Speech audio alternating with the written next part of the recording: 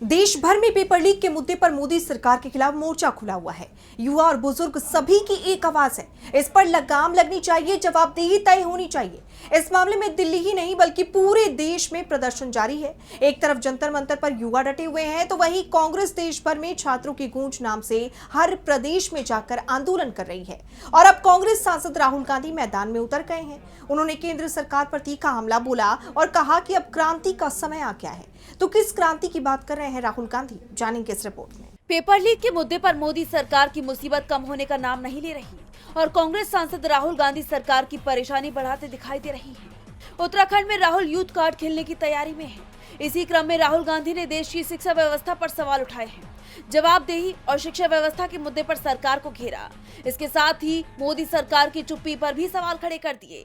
उन्होंने मौजूदा शिक्षा व्यवस्था को बेईमान वसूली का तंत्र बताया और सरकार पर छात्रों का भविष्य संकट में डालने का आरोप लगाते हुए कहा, भ्रष्ट, अन्यायी, पक्षपाती, बेईमान, ये 4 शब्द मेरे नहीं, ये देश के छात्र आज भारत की शिक्षा व्यवस्था के लिए इस्तेमाल कर रही हैं।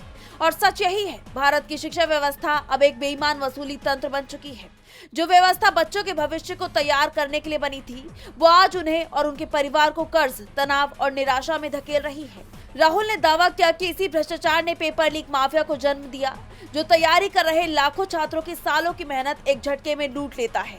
यहाँ दोषी वेंडर्स और अधिकारियों को मिलती है टेंडर और तरक्की, और सजा किसे मिलती है? छात्रों को, जिन्हें टूटे सपनों के साथ अकेले छोड़ दिया जाता है। मोदी सरकार और शिक्षा मंत्री ये सब देख रहे हैं, पर उन्होंने चुप्पी चुनी है, जवाबदेही से मुंह मोड़ लिया है और मीडिया में बस एक लंबा सन्नाटा। अब बहुत हुआ, अब वक्त है शिक्षा में रेवोल्यूशन का। 17 जुलाई देहरादून, मेरे साथ आइए, छात्रों की गूंज को और बुलंद करें। बता दें कि सबसे खास बात तो ये है कि प्रदेश कांग्रेस का दावा है कि कार्यक्रम के लिए लाखों छात्रों ने ऑनलाइन पंजीकरण कराया है।